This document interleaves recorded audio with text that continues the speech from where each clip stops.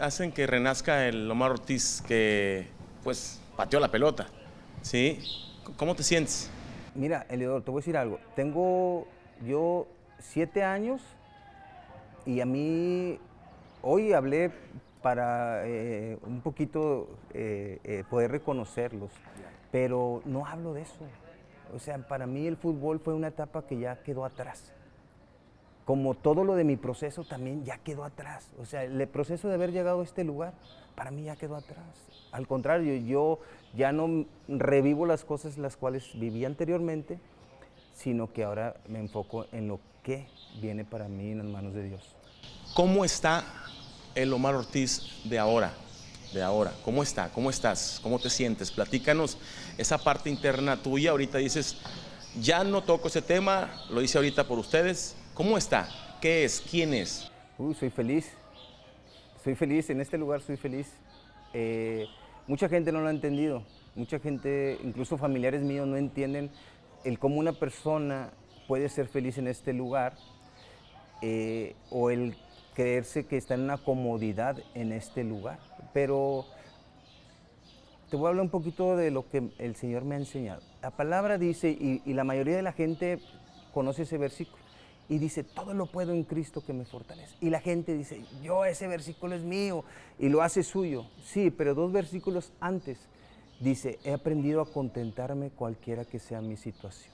Para todo he sido enseñado. Y aquí Dios me ha enseñado a ser feliz, no por lo que tengo materialmente o no por donde estoy, sino con quién estoy. Estoy con Él, Él está conmigo, entonces soy feliz.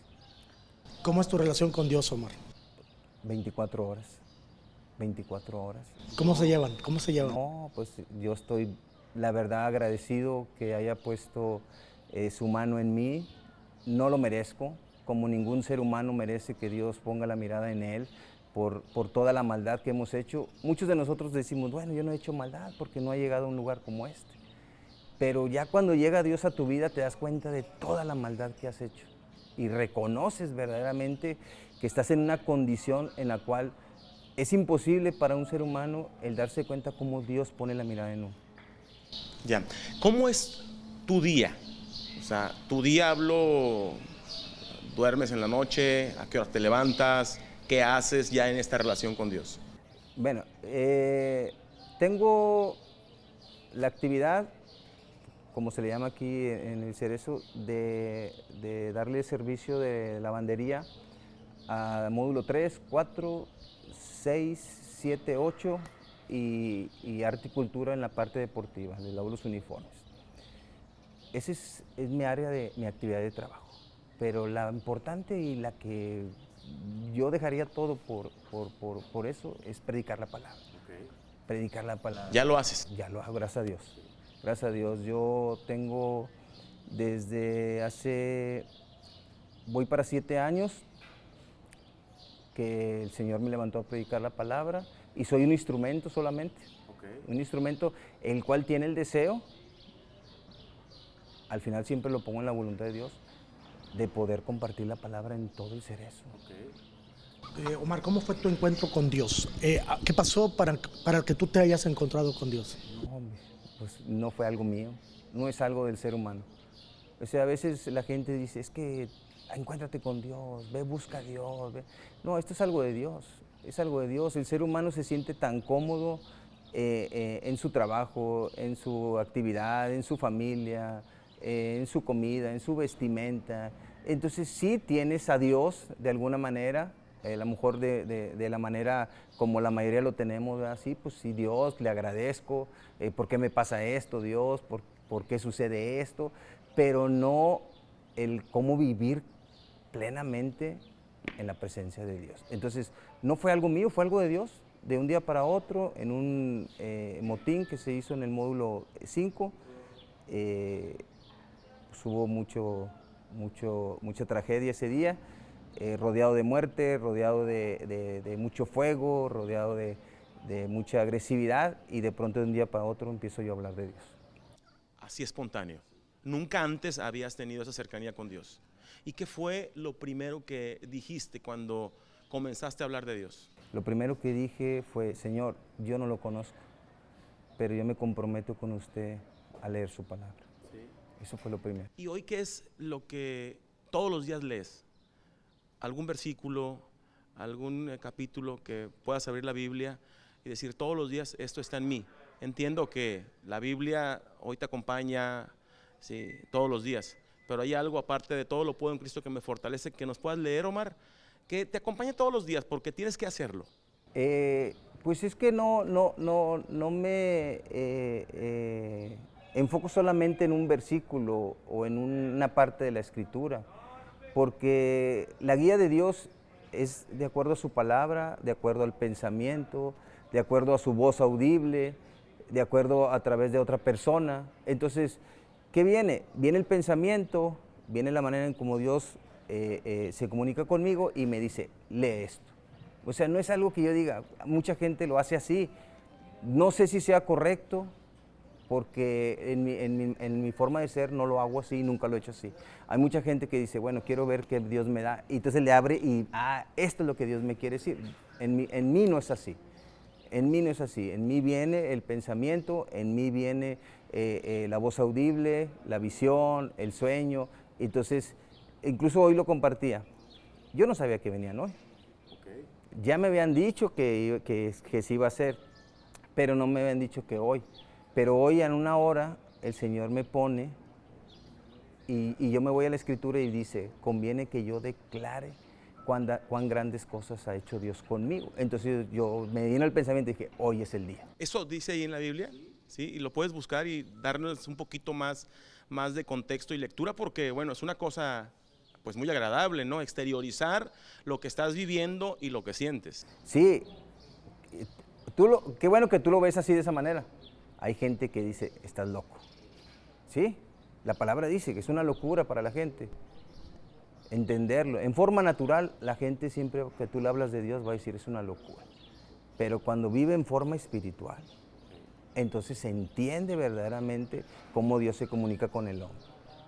Dice la palabra, es en Daniel capítulo 4, dice la locura de Nabucodonosor.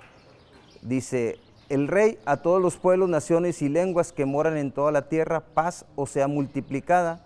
Y lo dice, conviene que yo declare las señales y milagros que el Dios Altísimo ha hecho conmigo.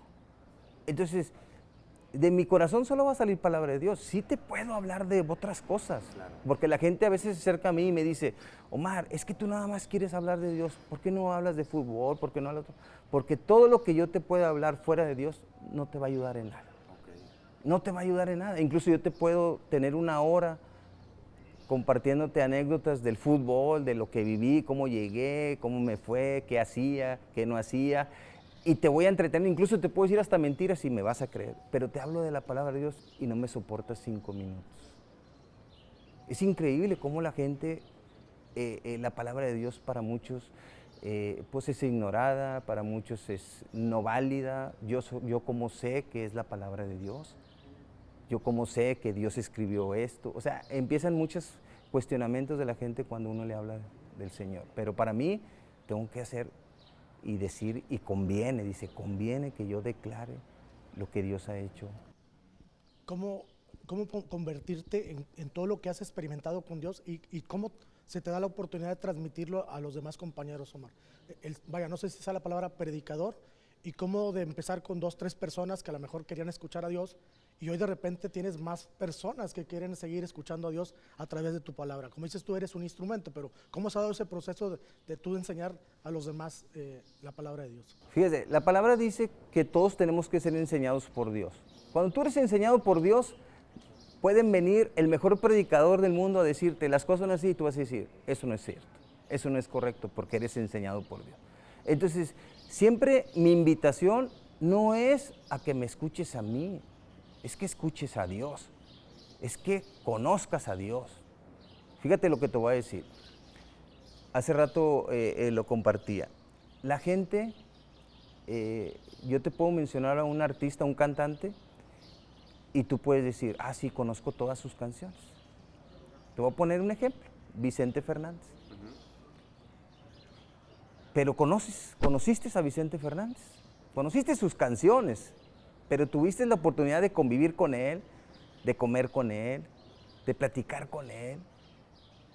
Es lo mismo, hay gente que conoce la palabra de Dios y predica la palabra de Dios, pero no ha tenido ese paso o no ha querido dar ese paso de conocer al autor de la palabra. No es simplemente conocer la letra, no es conocer solamente la Biblia, es conocer al autor de la Biblia, es que la vida de Dios se manifieste en ti. Entonces, ¿tengo gente a qué predicarle? Pues aquí en el penal hay casi 2,000 personas. Yo no necesito estar en un lugar estancado detrás de un púlpito para predicarle a 10, 15 personas. Tengo la oportunidad en cualquier lugar donde yo me mueva, si veo una persona, a esa le voy a hablar de Dios. ¿Cuántos te escuchan? Vamos, te escuchan. Ahorita hablas de que hay gente que es difícil, pero ahí tienes que ir. Aquí, ¿con cuánta gente convives a través de la Biblia? Es poca gente, es poca gente. No sé si, como te lo dije, todo es una enseñanza para mí, porque tanto aquí como afuera las cosas son muy similares en lo que es cuestión de Dios. O sea, así las veo yo, así me las enseña el Señor. O sea, yo no he vivido afuera dentro de la palabra. Incluso las veces que me invitaban o incluso una vez hice una oración de fe y yo me reía. Me reí ese día que hice la oración de fe y fue con unos compañeros del equipo. Yo me reía porque ellos me decían, ¿viste cómo se siente conocer al Señor? Y yo dije, no, ustedes están locos, que no se siente nada. Entonces, hoy, para mí, el estar frente a una persona, aunque no quiera saber de Dios, aunque tenga él un reclamo hacia Dios, aunque para él Dios no exista, yo tengo que hablarle o dejar que Dios hable a través de mí para que no se quede simplemente con lo que él cree o que le enseñaron o que la tradición o que la corriente de este mundo sigue. Tú no te puedes quedar con tu creer, decir, yo no creo en Dios. Y no puedes tampoco decir a los demás, hey, es que Dios no existe. Ese es tu creer o ese es tu convencimiento, pero no te puedes, ¿por qué no? Compartes un poquito con Dios, ¿por qué no descubres, por qué no experimentas, por qué no buscas verdaderamente si hay un Dios? El ser humano se va transformando y bueno, lo vivimos en ti, nosotros, todos, ¿no? ¿Dónde quedó el Omar Ortiz futbolista, el Omar Ortiz de afuera? ¿En dónde lo guardaste? Sí, ¿qué hiciste con él? Dice la palabra que nuestra vida está escondida en Cristo. Mi vida se terminó y yo no lo entendí. Un día vino gente de gobierno y me acuerdo de ese día, lo tengo muy presente porque nos tuvieron desde las 8 de la mañana uniformados porque venía una visita de gobierno.